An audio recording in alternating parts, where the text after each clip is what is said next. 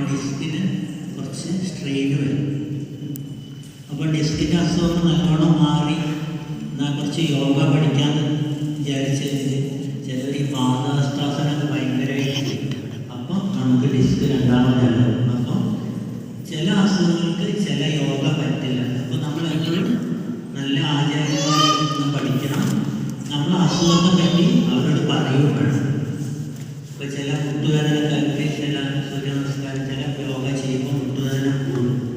അപ്പോൾ യോഗയ്ക്ക് എത്രയോ നന്മകളുണ്ടെങ്കിലും നമ്മൾ യോഗയുമായി ബന്ധപ്പെട്ട് നമ്മൾ യോഗ പഠിക്കാൻ പോകുമ്പോൾ നമ്മൾ അസുഖത്തെ പറ്റി അവരോട് യോഗാചാര്യനോട് പറയണം.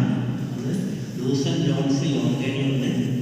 അപ്പോൾ ഒരു പ്രിവെൻറ്റീവ് ആസ്പെക്റ്റ് എന്ന നിലയിലും ഒരു യോഗ ചികിത്സ എന്നുള്ള നിലയിൽ ചില അസുഖങ്ങൾക്കൊക്കെ ഓരോ അസുഖങ്ങൾക്ക് പ്രത്യേക യോഗയുണ്ട്.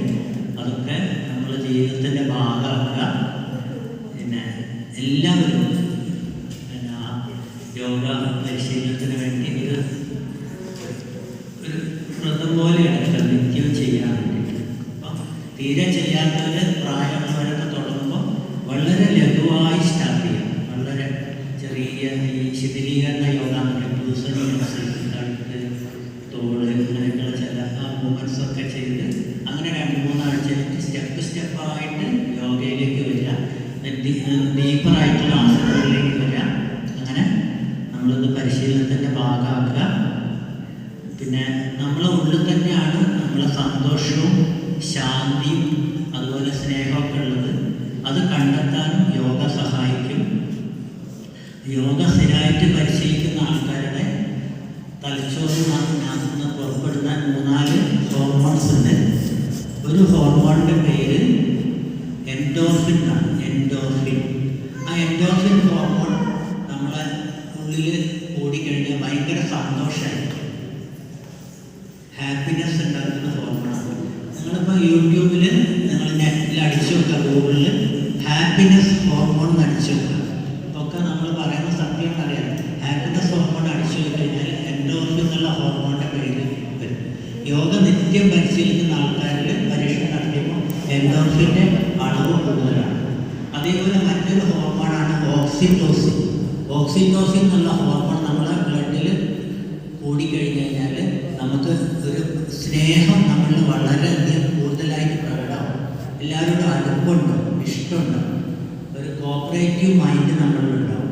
അപ്പോൾ യോഗ പരിശീലനത്തിലൂടെ ഓക്സിറ്റോസിൻ എന്നുള്ള ഹോർമോൺ കൂടിയിട്ടുള്ള ഒരു ബെനിഫിറ്റ് ഉണ്ടാവും. ഒരു അമ്മ കുട്ടിക്ക് മുല കൊടുക്കുന്ന സമയത്ത് ഓക്സിറ്റോസിൻ കണ്ടമാനം ഉൽപ്പാദിപ്പിക്കും. ആ ഓക്സിറ്റോസിൻ്റെ ഉൽപ്പാദനം കൊണ്ടാണ് മുലപ്പാലുണ്ടാവുന്നത്. അപ്പം അമ്മയ്ക്ക് അടുപ്പം കുട്ടികളുണ്ടാവാൻ കാരണം ഓക്സിറ്റോസിൻ എന്നുള്ള ഹോർമോണാണ്. അപ്പോൾ നിത്യം യോഗ പരിശീലിക്കുമ്പോൾ ഓക്സിറ്റോസിൻ എന്നുള്ള ഹോർമോൺ കൂടുതലായിട്ടുണ്ടാവും. പിന്നെ വേറൊരു ഹോർമോണാണ് ഡോപ്പമിൻ. ഡോപ്പമിൻ എന്നുള്ള ഹോർമോണും ഭയങ്കര സന്തോഷം ഉണ്ടാക്കുന്ന ഹോർമോണാണ്. ഇപ്പം നിങ്ങളൊക്കെ കേട്ടിട്ടുണ്ടാവും പാർക്കിൻസോൺസ് എന്നുള്ള അസുഖം കേട്ടിട്ടുണ്ടാവും. പാർക്കിൻസോൺസ് നിങ്ങൾ കേട്ടവരെ കൈവക്കും. പാർക്കിൻസോൺസ് ഇപ്പം വളരെ കൂടുതലാണ്. ഒരു ജീവിതശൈലി രോഗം കൂടിയാണ്. ഈ പാർക്കിൻസോൺസ് രോഗത്തിൽ നമ്മുടെ മൂവ്മെൻറ്റ് കുറഞ്ഞു പോകും. നമ്മൾ കൈവീശി നടക്കാൻ നല്ല കൈവീശി നമ്മുടെ ഷർട്ടിൻ്റെ ബട്ടൺ ഇടണമെങ്കിൽ കുറേ താമസം എടുക്കും. ഇങ്ങനെ ആവും. അതുപോലെ പെട്ടെന്ന് തിരിയാൻ പറ്റില്ല. ഈ ഡോപ്പമിൻ എന്നുള്ള ഹോർമോൺ നമ്മുടെ ബോഡിയിൽ കുറഞ്ഞിട്ടാണ് പാർക്കിൻസോൺസ് എന്നുള്ള രോഗം വരുന്നത്. അതുപോലെ വിഷാദ രോഗം, അതുപോലെ മറവി രോഗം, അതിനകത്തൊക്കെ ചില ഹോർമോൺസിൻ്റെ കുറവ് വരുന്നുണ്ട് നമ്മുടെ തലച്ചോറിൽ. അപ്പം ഈ ഡോപ്പമിൻ എന്നുള്ള ഹോർമോൺ യോഗ നിത്യം പരിശീലിക്കുന്നതിൽ കൂടും.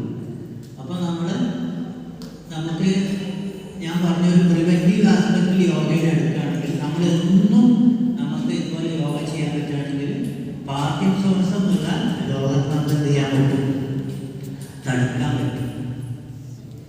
അപ്പോൾ സന്തോഷം ഉണ്ടാക്കുന്ന കെമിക്കൽസ് നമ്മളെ ഉള്ളിൽ ഡെയിലി നമ്മൾ ജനറേറ്റ് ചെയ്യാൻ പറ്റുകയാണെങ്കിൽ വിഷാദ രോഗം നമുക്ക് തടുക്കാൻ പറ്റും.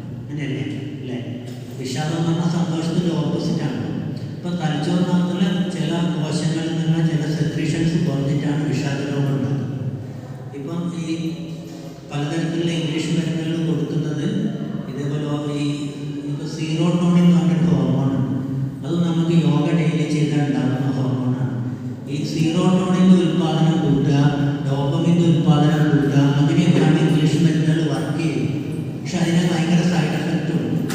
അപ്പോൾ നമ്മൾ ഈ മെഡിറ്റേഷനും കൂടി, യോഗയിൽ ആ മെഡിറ്റേഷനും കൂടി നമ്മളെ ജീവിതത്തിൻ്റെ ഭാഗമാക്കുകയാണെങ്കിൽ നമ്മളെ ബോഡി മൈൻഡ് എന്നുള്ള സംഭവത്തിലേക്ക് നമുക്കൊരു മുതൽക്കൂട്ട് വലിയ ചെലവില്ലാതെ നമുക്ക് തന്നെ ചെയ്യാൻ പറ്റും. ആ ഒരു കാര്യം നിങ്ങളെ ഓർമ്മപ്പെടുത്തിക്കൊണ്ട്